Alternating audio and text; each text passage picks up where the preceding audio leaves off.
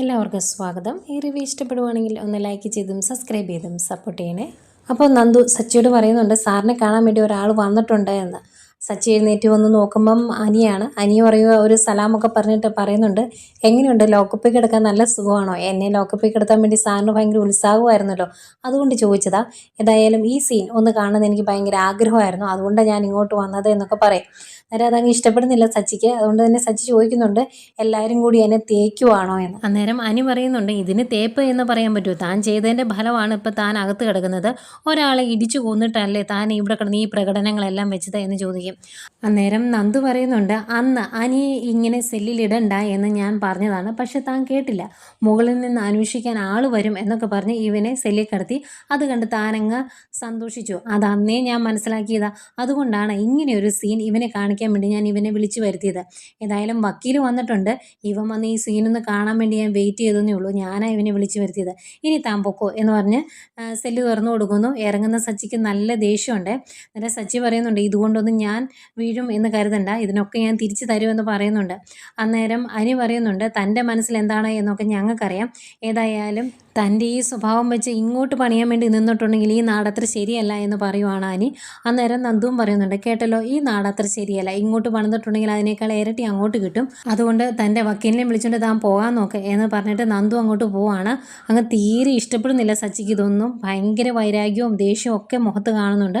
ഏതായാലും വീട്ടിൽ വന്നിട്ട് ഇങ്ങനെ വിഷമിച്ച് നിൽക്കുക കേട്ടോ. അന്നേരം സച്ചിയുടെ അച്ഛൻ പറയുന്നുണ്ട് അമ്മയും ബന്ധുക്കളും ഒക്കെ പോയി, നീ ഇവിടെ വന്നിട്ട് പോകാൻ വേണ്ടി ഞാൻ കാത്തു നിൽക്കുമായിരുന്നു എന്ന് പറയുമ്പം സച്ചി ചോദിക്കുന്നുണ്ട് അച്ഛൻ എന്തിനാ എനിക്ക് വേണ്ടി കാത്തു നിന്നത്? അച്ഛൻ പോയിക്കോ, ഞാൻ വരുന്നില്ല എന്ന് പറയും. അന്നേരം നിനക്ക് ജീവൻ വേണമെങ്കിൽ ഉള്ളതെല്ലാം കെട്ടിപ്പറക്കി ഇവിടുന്ന് പോകുന്നതാണ് നല്ലത് എന്ന് പറയുമ്പം സച്ചി പറയുന്നുണ്ട് എന്നെ കേസ് കുടിക്കാൻ അവളെ വെറുതെ വിടാൻ ഞാൻ ഉദ്ദേശിച്ചിട്ടില്ല. കല്യാണ നിശ്ചയം മുടങ്ങിപ്പോയി, അത് കുഴപ്പമില്ല, പക്ഷെ ഞാൻ അവളെ വെറുതെ വിടില്ല എന്ന് സച്ചി പറയും കേട്ടോ. ഇവരിങ്ങനെ സംസാരിച്ചുകൊണ്ട് നിൽക്കുമ്പോഴാണ് മൂർത്തി മുത്തച്ഛനും അനിയും ആദർശവും എല്ലാവരും കൂടെ അങ്ങോട്ട് ചെല്ലുന്നത്. അന്നേരം സച്ചിയുടെ അച്ഛൻ ചോദിക്കുന്നുണ്ട് എടാ അത് ആ മൂർത്തി സാറല്ലേ, അയാൾ എന്തിനാ ഇങ്ങോട്ട് വരുന്നതെന്ന് ചോദിക്കുമ്പോൾ അതാ എനിക്കും അറിയാൻ പാടില്ലാത്തതെന്ന് സച്ചി പറയും. ഏതായാലും കയറി വരുന്നത് മുത്തച്ഛൻ ചോദിക്കുന്നുണ്ട് സച്ചിയുടെ അച്ഛനോട് താനാണോ ഇയാളുടെ അച്ഛനെന്ന്. അന്നേരം അതേ എന്ന് പറയുമ്പം ഇവനെ വളർത്തി ഈ പരുവത്തിനാക്കിയ തനിക്കാണ് ആദ്യമേ തല്ല് കിട്ടേണ്ടത് എന്ന് പറയൂ കേട്ടോ. എന്നിട്ട് സച്ചിയോട് ചോദിക്കുന്നുണ്ട് നീ ഇതൊക്കെ ഉണ്ടാക്കി വെച്ചിട്ടാണോടാ എൻ്റെ അനി അവിടെ വന്നപ്പോൾ അനിയെ തല്ലാൻ നിന്നത്? അന്ന് വേറെ പല കാരണങ്ങളും ഉള്ളത് കൊണ്ടാണ് ഞാൻ ക്ഷമിച്ചു വിട്ടത് എന്ന് പറയും. അന്നേരം ആദർശം പറയുന്നുണ്ട് ഞാൻ അന്ന് നിന്നെ കാണാൻ വേണ്ടി ക്വാർട്ടേഴ്സിൽ വന്നപ്പോഴും ഞാൻ നിന്നെ തിരിച്ച് തല്ലാതിരുന്നത് അനിയുടെ ഭാഗത്ത് തെറ്റുണ്ട് എന്ന് തോന്നിയത് കൊണ്ടാണ് എന്ന് പറയും. അന്നേരം മുത്തശ്ശൻ ചോദിക്കും എന്തായിരുന്നു അനിയുടെ ഭാഗത്തെ തെറ്റ്? പോലീസ് സ്റ്റേഷന് ഇവൻ്റെ അച്ഛൻ എഴുതി കൊടുത്തതാണോ? അല്ലല്ലോ, അവിടെ നന്ദുവിനെ കാണാൻ അനി പോയി എന്ന് കരുതി എന്താണ് പ്രശ്നം? നന്ദുവിൻ്റെ 2 ചേച്ചിമാരെ നമ്മുടെ വീട്ടിലേക്കാണ് കെട്ടിച്ചു വിട്ടേക്കുന്നത്. അതുകൊണ്ട് തന്നെ നമ്മൾ ബന്ധുക്കളാണ്. കാണാൻ പോയാൽ അന്നേരം അടിക്കുവാണോ ചെയ്യേണ്ടത്? അതും നന്ദുവിനെ കാണാൻ ചെന്നു എന്ന ഒരൊറ്റ കാരണം മാത്രമേ ഇവനുണ്ടായിരുന്നുള്ളൂ അന്ന് തല്ലാൻ. അതുകൊണ്ട് ആ കടം അങ്ങ് വീട്ടാൻ വേണ്ടിയാണ് ഞങ്ങൾ വന്നേക്കുന്നത് എന്ന് പറയും.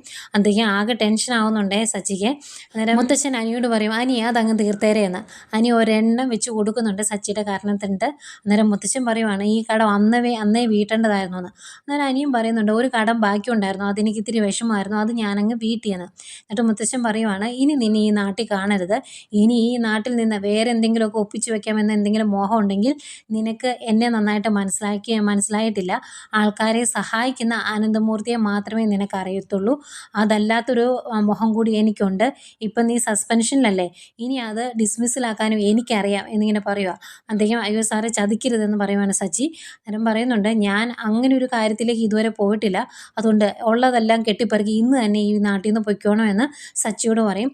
അതുപോലെ സച്ചിയുടെ അച്ഛനോടും പറയുന്നുണ്ട് ഇനി ഇവൻ ഈ നാട്ടിൽ നിർത്തിയേക്കരുത്, കൊണ്ടുപോയിക്കോണമെന്ന്. അതുപോലെ അങ്ങനെ പറയുന്നുണ്ട് കേട്ടോ. അങ്ങനെ സ്റ്റേഷനിൽ വന്നപ്പോൾ അനിയെ തല്ലിയ കാര്യങ്ങളൊന്നും ഞങ്ങൾ അറിഞ്ഞില്ലായിരുന്നു എന്ന്. അന്നേരം മുത്തശ്ശൻ പറയുന്നുണ്ട് സാരമില്ല, ഇനിയുള്ള കാര്യങ്ങളൊക്കെ താനെ അറിഞ്ഞോളും എന്നും പറയുന്നുണ്ട്. ഏതായാലും ഒരു അടിയുടെ കടം വീട്ടിൽ ഒരു സന്തോഷത്തിൽ അവരെല്ലാവരും പുറത്തേക്ക് ഇറങ്ങുവാണ്. അന്നേരം അനി തിരിഞ്ഞു നിന്നിട്ട് പറയുന്നുണ്ട് സാറേ ഞാൻ കെട്ടും, ഞാൻ മോഹിച്ച പെണ്ണിന് തന്നെ ഞാൻ കെട്ടും എന്നിങ്ങനെ ഒരു വെല്ലുവിളി പോലെ പറയുവാണ്. അതും സച്ചിക്ക് ദേഷ്യമാവുന്നുണ്ട്. ഏതായാലും അവരെല്ലാവരും അങ്ങ് പോയി കഴിയുമ്പം സച്ചിയുടെ അച്ഛൻ സച്ചിയോട് ചോദിക്കുവാണ് എടാ കുഴമ്പിട്ട് ഞാൻ നിൻ്റെ മുഖം തടവി തന്നോ ഇനി എന്ന്. ഇത്തിരി വലിയ ദേഷ്യത്തോടെയാണ് ചോദിക്കുന്നത്. സച്ചി ആകെ വിഷമിച്ച് നിൽക്കുവാണ്, എന്ത് ചെയ്യണമെന്ന് അറിയാതെ. പിന്നെ കനകയാണ് കാണിക്കുന്നത്. കനകയ്ക്ക് ആകെ വിഷമം. അന്നേരം അന്നേരം നയന ആശ്വസിപ്പിക്കുന്നുണ്ട്, അമ്മ വിഷമിക്കണ്ട, ഏതായാലും വലിയൊരു ഫ്രോഡിൻ്റെ കയ്യിൽ നിന്ന് നന്ദു രക്ഷപ്പെട്ടില്ല, അതോർത്ത് സമാധാനിക്കുക എന്നൊക്കെ പറയുമ്പോഴേക്കും കനക പറയുന്നുണ്ട്, അങ്ങനെ വെറുതെ വിടാനൊന്നും ഞാൻ ഉദ്ദേശിച്ചിട്ടില്ല, ഈ പെണ്ണിൻ്റെ ജീവിതത്തിൽ മാത്രം എന്താ ഇങ്ങനെ സംഭവിക്കുന്നതെന്ന് എനിക്കറിയാത്തത് എന്ന് പറയും. അന്നേരം നവ്യ പറയുന്നുണ്ട്, അവൾ നന്നായിട്ട് പ്രാർത്ഥിക്കുന്നുണ്ടാവും അനിയെ കിട്ടണമെന്ന്, അതുകൊണ്ടാണ് ഇങ്ങനെയൊക്കെ സംഭവിക്കുന്നത് എന്ന് പറയുമ്പം കനക പറയുന്നുണ്ട്, ആഹാ, അവളുടെ പ്രാർത്ഥന മാത്രം ദൈവങ്ങൾ അങ്ങനെ കേട്ടാൽ പോരല്ലോ, അവന് നല്ലൊരു ചെറുക്കനെ, അതും അനിയല്ലാതെ വേറൊരു നല്ല ചെറുക്കനെ കിട്ടാൻ വേണ്ടി ഞാനും പ്രാർത്ഥിക്കുന്നുണ്ട്, വഴിപാടുകളൊക്കെ നടത്തുന്നുണ്ട് എന്ന് പറയുവാണ്. അന്നേരം നയന പറയുന്നുണ്ട്, ഇനി കുറച്ച് കാലത്തേക്ക് അവളെ വെറുതെ വിടാം അമ്മ, വിവാഹാലോചനയായിട്ടൊന്നും അവളുടെ അടുത്തോട്ട് ചെല്ലണ്ട എന്ന് പറയുമ്പോൾ, അങ്ങനെയൊന്നും പറഞ്ഞാൽ പറ്റത്തില്ല, നല്ല പയ്യന്മാരെ കിട്ടിയാൽ ഉടനെ ഞാൻ അവളെ പിടിച്ച് കെട്ടിക്കുമെന്നാണ് കനക പറയുന്നത്. ഏതായാലും ഇവരിങ്ങനെ സംസാരിച്ചുകൊണ്ട് നിൽക്കുന്നതേക്കും അങ്ങോട്ടേക്ക് നന്ദു വരും. അന്നേരം എങ്ങനെയായി സ്റ്റേഷനിലെ കാര്യങ്ങൾ എന്തായി എന്ന് ചോദിക്കും. ജാമ്യത്തിൽ അവൻ ഇറങ്ങി പോയിട്ടുണ്ട് എന്ന് പറയുന്നുണ്ട്. എന്നിട്ട് അതിൻ്റെ കൂടെ നന്ദു പറയുന്നുണ്ട്, എന്താണേലും ഞാൻ ഒരു കാര്യം ചെയ്തിട്ടാണ് അയാളെ പറഞ്ഞു വിട്ടത്, അന്ന് അനിയെ മനഃപൂർവ്വം അയാളെ സെല്ലിൽ കിടത്തിയതാണ്, അന്ന് കിടത്തരുതെന്ന് ഞാൻ പറഞ്ഞിട്ടും അയാൾ കേട്ടില്ല, അതുകൊണ്ട് തന്നെ ഇന്ന് അയാൾ സെല്ലിൽ കിടക്കുന്ന ആ ഒരു സീൻ കാണാൻ വേണ്ടി ഞാൻ അനിയെ പോലീസ് സ്റ്റേഷനിലേക്ക് വിളിച്ചു വരുത്തി അത് കാണിച്ചു കൊടുക്കുകയും ചെയ്തു എന്ന് പറയും. അന്നേരം കനക ചോദിക്കും, ആഹാ, അത്രയും വലിയ വീരകൃത്യമൊക്കെ ചെയ്തിട്ടാണോ മോൾ ഇങ്ങോട്ട് വന്നത് എന്ന് കളയാക്കി ചോദിക്കുന്ന പോലെയാണ് ചോദിക്കുന്നത്. അന്നേരം നന്ദുവിന് നല്ല ദേഷ്യം വരുന്നുണ്ട്. അന്നേരം നയന പറയുന്നുണ്ട്, ഏതായാലും എല്ലാ കാര്യങ്ങളും നേരത്തെ അറിഞ്ഞതുകൊണ്ട് ആ ഫ്രോഡിൻ്റെ കയ്യിൽ നിന്ന് രക്ഷപ്പെട്ടല്ലോ എന്ന്. അന്നേരം നന്ദു പറയുന്നുണ്ട്, ഞാൻ എത്രയോ തവണ നിങ്ങളോടൊക്കെ പറഞ്ഞു അയാൾ ഒരു കള്ളനാണ്, അവനെ വിശ്വസിക്കാൻ കൊള്ളില്ലെന്ന്, നിങ്ങൾ ആരെങ്കിലും സമ്മതിച്ചു തന്നോ? ഇല്ലല്ലോ എന്ന് പറയുമ്പം കനക പറയുവാണ്, ഈ വിവാഹം അങ്ങ് മുടങ്ങി എന്ന് കരുതി അനിയെ കല്യാണം കഴിക്കാമെന്നൊന്നും നീ കരുതണ്ട, അതൊന്നും നടക്കുകയില്ലെന്ന്. അന്നേരം ദേഷ്യം വരുന്നുണ്ട് നന്ദുവിന്. കഴിഞ്ഞ 2 ദിവസങ്ങളായിട്ട് അവനെതിരെയുള്ള തെളിവുകൾ ശേഖരിക്കാൻ വേണ്ടി ഞാൻ നെട്ടോട്ടത്തിലായിരുന്നു, അതുകൊണ്ടാണ് ഇതെല്ലാം ഇപ്പം അറിഞ്ഞത്, അതുകൊണ്ടൊന്ന് രക്ഷപ്പെടാൻ സാധിച്ചില്ലേ എന്നൊക്കെ ചോദിക്കും. അന്നേരം നവ്യ പറയുന്നുണ്ട്, അങ്ങനെ നീ ഇപ്പം അന്വേഷിച്ച് കണ്ടുപിടിച്ചില്ലെങ്കിലും അയാൾ മർദ്ദിച്ച ആ മനുഷ്യൻ ഇന്ന് രാവിലെ മരിക്കില്ലായിരുന്നു, അന്നേരം ഇത് മുടങ്ങുമായിരുന്നല്ലോ എന്ന് പറയുമ്പം നന്ദു പറയുന്നുണ്ട്, അങ്ങനെ അയാൾ മരിച്ചാലും നമ്മൾ ആ വിവരം അറിയാൻ ചിലപ്പോൾ താമസിച്ചെന്നിരിക്കും, ചിലപ്പോൾ അറിഞ്ഞില്ലെന്നിരിക്കും, വിവാഹമോതിരം കൈമാറിയതിന് ശേഷമല്ലേ ഇതെല്ലാം അറിയുള്ളായിരുന്നു എന്ന് ചോദിക്കുമ്പം കനക പറയുവാണ്, അതൊരു മോതിരം മാത്രമല്ലേ, വിവാഹമൊന്നും അല്ലല്ലോ എന്ന്. എന്നിട്ട് അതിൻ്റെ കൂടെ പറയുന്നുണ്ട്, ഇനിയിപ്പം ഈ ഒരു വിവാഹ നിശ്ചയം മുടങ്ങി എന്ന് കരുതി ഞാൻ വെറുതെ ഇരിക്കാനൊന്നും പോകുന്നില്ല, നല്ല ആലോചനകൾ വന്നിട്ടുണ്ടെങ്കിൽ ഇവളുടെ വിവാഹം നടത്തും എന്ന് പറയുമ്പം നയന പറയുന്നുണ്ട്, അമ്മേ, ഞങ്ങൾ ഇടയ്ക്കൊന്ന് ആഗ്രഹിച്ചതാണ് അനിയും ഇവളും കൂടി ഒന്നിക്കുവാണെങ്കിൽ ഒന്നിച്ചോട്ടെ എന്ന്, അമ്മയ്ക്കും അച്ഛനും ഇഷ്ടമല്ലാത്തതുകൊണ്ട് മാത്രമാണ് ഞങ്ങളുടെ മനസ്സ് ഞങ്ങൾ അടക്കി നിർത്തിയത്, അതുകൊണ്ട് ഇനി കുറച്ച് നാൾ അവൾ സ്വസ്ഥമായിട്ട് നടക്കട്ടെ, അവളെ നിർബന്ധിക്കണ്ട എന്ന് പറയുമ്പോൾ അങ്ങനെയൊന്നും പറ്റത്തില്ല എന്ന് പറയും. അന്നേരം നവ്യ പറയുന്നുണ്ട്, വേറെ ഏത് ആലോചന വന്നാലും അവൾക്ക് ഇഷ്ടപ്പെടുത്തൊന്നുമില്ല, അവളുടെ മനസ്സിൽ ഇപ്പോഴും അനിയ, അതുകൊണ്ടല്ലേ അവൾ ഇതുപോലൊരു കാര്യം സ്റ്റേഷനിൽ ചെയ്തിട്ട് ഇങ്ങോട്ട് വന്നത് എന്നൊക്കെ പറയുന്നുണ്ട്. അന്നേരം ദേഷ്യപ്പെട്ടിട്ട് നന്ദു പറയുന്നുണ്ട്, അമ്മ ഒരു കാര്യം ഞാൻ പറഞ്ഞേക്കാം, അമ്മ ഇനി എന്ത് വിവാഹാലോചന കൊണ്ടുവന്നു എന്ന് പറഞ്ഞാലും ഞാൻ സമ്മതിച്ചു തരത്തൊന്നുമില്ല, അനിയെ എൻ്റെ ജീവിതത്തിലോട്ട് കൊണ്ടുവരണം എന്ന് പറഞ്ഞ് ഞാൻ ആരുടെയും പുറകെ നടന്നിട്ടില്ല, എൻ്റെ ടേസ്റ്റിന് പറ്റുന്ന ഒരാളെ കിട്ടാതെ വിവാഹം കഴിക്കാൻ ഞാൻ ഉദ്ദേശിച്ചിട്ടില്ല എന്ന് പറഞ്ഞിട്ട് നന്ദു അകത്തേക്ക് പോകും കേട്ടോ. പോയി കഴിയുമ്പം നവ്യ പറയുന്നുണ്ട്, ഈ പോക്ക് പോയിട്ടുണ്ടെങ്കിൽ മിക്കവാറും അവൾ അനിയെ തന്നെ വിവാഹം കഴിക്കുമെന്ന്. അന്നേരം കനക പറയുവാണ്, ഒരിക്കലും അത് നടക്കുകയില്ല, ഞാനും ഗോവിന്ദേട്ടനും അതിന് സമ്മതിക്കത്തുമില്ല, അങ്ങനെ ഓർത്ത് ആരും സന്തോഷിക്കേണ്ട എന്നും പറയുന്നുണ്ട്. പിന്നെ കാണിക്കുന്നത് മുത്തശ്ശിയും ദേവേനയൊക്കെയാണ്. വിവാഹം മുടങ്ങിയതിനെക്കുറിച്ചൊക്കെ അവരിങ്ങനെ സംസാരിച്ചുകൊണ്ടിരിക്കുന്നു. പക്ഷേ അവർക്ക് ഭയങ്കര സന്തോഷമാണ്, കാരണം എപ്പോഴെങ്കിലും നന്ദു അവിടുത്തെ മരുമകളായിട്ട്, അനന്തപുരിയിലെ മരുമകളായിട്ട് വരും എന്നൊരു പ്രതീക്ഷയിലാണ് അവർ. അന്നേരം അവർ പറയുന്നുണ്ട്, എനിക്ക് ഒരുപാട് സന്തോഷമായി, അവനിപ്പോഴാണ് സമാധാനമായത് എന്നൊക്കെ പറയുന്നുണ്ട് കേട്ടോ. അന്നേരം മുത്തശ്ശി പറയുന്നുണ്ട്, ഇനിയിപ്പോൾ കുറേ കഴിയുമ്പോൾ എല്ലാവരുടെയും മനസ്സ് മാറും, അങ്ങനെ മനസ്സ് മാറുവാണെങ്കിൽ, കനകയുടെയും ഗോവിന്ദൻ്റെയും കൂടെ മനസ്സ് മാറുവാണെങ്കിൽ നന്ദുവിനെ നമുക്ക് ഇങ്ങോട്ട് തന്നെ കൊണ്ടുവരണം എന്നൊക്കെ പറയുമ്പം അത് കേട്ടുകൊണ്ട് വരുന്ന ജലജയ്ക്ക് അത് ഇഷ്ടപ്പെടുകയില്ല.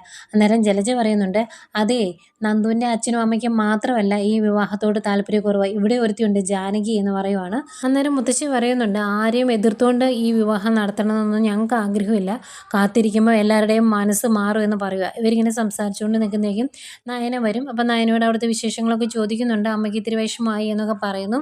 അത് കഴിഞ്ഞ് നയന പറയുന്നുണ്ട്, ഇടയ്ക്ക് ഞാനും ആദർശേട്ടനും പോലും അവർ തമ്മിൽ, അനിയും നന്ദുവും തമ്മിൽ ഒന്നിക്കുവാണെങ്കിൽ ഒന്നിച്ചോട്ടെ എന്നൊരു മനസ്സിൽ ഒരു അഭിപ്രായത്തിലേക്ക് എത്തിയതായിരുന്നു, എന്നിട്ടും നടന്നില്ല, കാരണം ഇവിടെ അമ്മ ആത്മഹത്യ ചെയ്യുമെന്ന് പറഞ്ഞ് നിൽക്കുമ്പോൾ ആരെങ്കിലും വിവാഹം നടത്തുമോ, ആ ഒരവസ്ഥയാണ് എന്നൊക്കെ പറയും. കുറേ കാര്യങ്ങൾ അങ്ങനെ പറഞ്ഞിട്ട് നയനകത്തേക്ക് പോകാൻ തുടങ്ങുന്നത് കഴിയുമ്പോഴത്തേക്കുമാണ് തല കറങ്ങി വീഴുന്നത്. തീരെ വയ്യാതെ വീഴുന്നു. അന്തിയും ദേവയാനിയും മുത്തശ്ശിയൊക്കെ ഓടി അടുത്ത് വരുന്നു. മുഖത്ത് വെള്ളം തെളിക്കുകയൊക്കെ ചെയ്യുന്നുണ്ട്. അന്നേരം മുകളിലുണ്ടായിരുന്നു ആദർശും അനിയും. അവരും ഇറങ്ങി വരും. എന്നിട്ട് എന്താ പറ്റിയത് എന്നൊക്കെ ചോദിക്കുമ്പം മുത്തശ്ശി പറയുന്നുണ്ട്, മോളെ എത്രയും പെട്ടെന്ന് ഹോസ്പിറ്റലിലേക്ക് കൊണ്ടുപോയി, എന്താണെന്ന് അറിയത്തില്ലല്ലോ എന്ന്. അന്നേരം ജലജ പറയുവാണ്, അമ്മായിമ്മയ്ക്ക് കരളൊക്കെ കൊടുത്തതല്ലേ, വേറെ എന്തെങ്കിലും അസുഖമാണോ എന്ന് ആർക്കറിയാമെന്ന് പറയുക. അന്നേരം ആദർശ് പറയുന്നുണ്ട്, ആ കാര്യത്തിൽ ഒരു പ്രശ്നവും ഇല്ലയെന്ന് ഡോക്ടർ പറഞ്ഞതാണ്, അതുകൊണ്ട് അതിൽ പേടിക്കേണ്ട കാര്യമൊന്നുമില്ല എന്ന് പറയും. അന്തേക്കും നയനയ്ക്ക് ബോധം വരും. നയന പറയും, എന്തോ എനിക്ക് രാവിലെ തൊട്ട് ഭയങ്കര ക്ഷീണമാണ്, എന്താണെന്നറിയത്തില്ല, കുറച്ച് നേരം കിടന്നാൽ മതി, ഹോസ്പിറ്റലൊന്നും പോകണ്ടെന്ന്. അന്നേരം അനി പറയുന്നുണ്ട്, അങ്ങനെയല്ല, ഏട്ടത്തിക്ക് നല്ല ക്ഷീണമുണ്ട്, ഏട്ടത്തി ഒന്ന് ഹോസ്പിറ്റലിൽ കൊണ്ടുപോകുമോ എന്ന് പറയുന്നു. അന്നേരം വേണ്ടാന്നാട്ടോ നയന പറയുന്നത്. അന്നേരം മുത്തശ്ശി പറയുന്നുണ്ട്, എല്ലാവരും മോൾക്ക് ക്ഷീണമുണ്ടെന്ന് പറയുവാണ്, അതുകൊണ്ട് വാശി പിടിക്കേണ്ട, ഹോസ്പിറ്റലിൽ കൊണ്ടുപോകാൻ പറയുന്നു. അങ്ങനെ ആദർശ് നയനെ ഹോസ്പിറ്റലിൽ കൊണ്ടുപോകാനായിട്ട് ഇറങ്ങുവാണ്. ദേവയാനി കൂടെ ചെല്ലണോ എന്ന് ചോദിക്കുമ്പോൾ വേണ്ട അമ്മ, ഞാൻ പോയിട്ട് വിളിക്കാമെന്ന് പറയുന്നു. അവർ ഹോസ്പിറ്റലിലേക്ക് പോയി കഴിയുമ്പോഴേക്കും ആകെ വിഷമത്തോടെ ഇങ്ങനെ നോക്കി നിൽക്കുക കേട്ടോ ദേവയാനിയും മുത്തശ്ശിയൊക്കെ. എന്താണെന്ന് അറിയത്തില്ലല്ലോ. ഇവരുടെ മനസ്സിൽ ഇത്രയും പേടി വരാൻ കാരണം ഇനി നയനെ കരൾ പകത്ത് കൊടുത്തത് കൊണ്ട് എന്തെങ്കിലും അസുഖം വന്നതാണോ എന്നാണ് അവർക്കൊക്കെ പേടി. ഏതായാലും അവരങ്ങ് പോയി കഴിയുമ്പം ജലജ മനസ്സിലോർക്കുവാണ്, ഈശ്വര അവൾക്ക് എന്തെങ്കിലും മാറാരോഗം ആയിരിക്കണേ, കുറേ നാളായി മനസ്സറിഞ്ഞൊന്ന് സന്തോഷിച്ചിട്ടേന്ന്. ഏതായാലും അവർ ഹോസ്പിറ്റലിൽ ചെല്ലുന്നു. ചെക്കപ്പൊക്കെ കഴിഞ്ഞ് ഡോക്ടർ പറയുന്നുണ്ട്, ആദർശ് പേടിച്ചതുപോലെ കരളുമായിട്ട് സംബന്ധമായിട്ട് ഒരസുഖവും വരികയില്ല, അതൊക്കെ പെർഫെക്റ്റ് ആയിട്ടുണ്ട്. പക്ഷേ വേറൊരു പ്രശ്നമുണ്ട്, ഇനി കുറച്ച് നാളത്തേക്ക് ആദർശ് നന്നായിട്ട് നയനെ കെയർ ചെയ്യണമെന്ന് പറയും. അന്നേരം അതെന്താ ഡോക്ടർ, എന്തെങ്കിലും പ്രശ്നമാണോ എന്ന് ചോദിക്കുമ്പോൾ, അങ്ങനെ പ്രശ്നമൊന്നും അല്ലടോ, താനൊരു അച്ഛനാകാൻ പോവാണ് എന്ന് പറയുവാണ്. അന്നേരം ഭയങ്കര സന്തോഷമാകുന്നുണ്ട് കേട്ടോ ആദർശിന്. അന്നേരം ഡോക്ടർ പറയുന്നുണ്ട്, നിങ്ങളെല്ലാവരും നന്നായിട്ട് നയനെ നോക്കുമെന്ന് എനിക്കറിയാം, എങ്കിലും പറയുവാണ്, ആദ്യകാലങ്ങളിൽ നല്ല ശ്രദ്ധ വേണം, പെൺകുട്ടികൾക്ക് നല്ല കെയർ കിട്ടേണ്ട സമയമാണ് പ്രഗ്നൻസി പീരീഡ്, അത് നന്നായിട്ട് മുതലാക്കിക്കോണം കേട്ടോ നയനെ എന്നും പറയുമോ ഡോക്ടർ. അന്നേരം ആദർശ് പറയും, അങ്ങനെ മുതലാക്കുന്ന സ്വഭാവമൊന്നും അവൾക്കില്ല എന്ന് പറയുമ്പം, അതൊക്കെ എനിക്കറിയാം, എങ്കിലും ഞാൻ പറഞ്ഞതേ ഉള്ളൂ, നന്നായിട്ട് കെയർ ചെയ്യണമെന്ന് പറയുന്നു. അങ്ങനെ അതെല്ലാം കേട്ട് സന്തോഷത്തോടെ ഇരിക്കുന്ന ആദർശിനെയും നയനെയും കാണിച്ചുകൊണ്ടാണ് ഇന്നത്തെ എപ്പിസോഡ് അവസാനിക്കുന്നത്.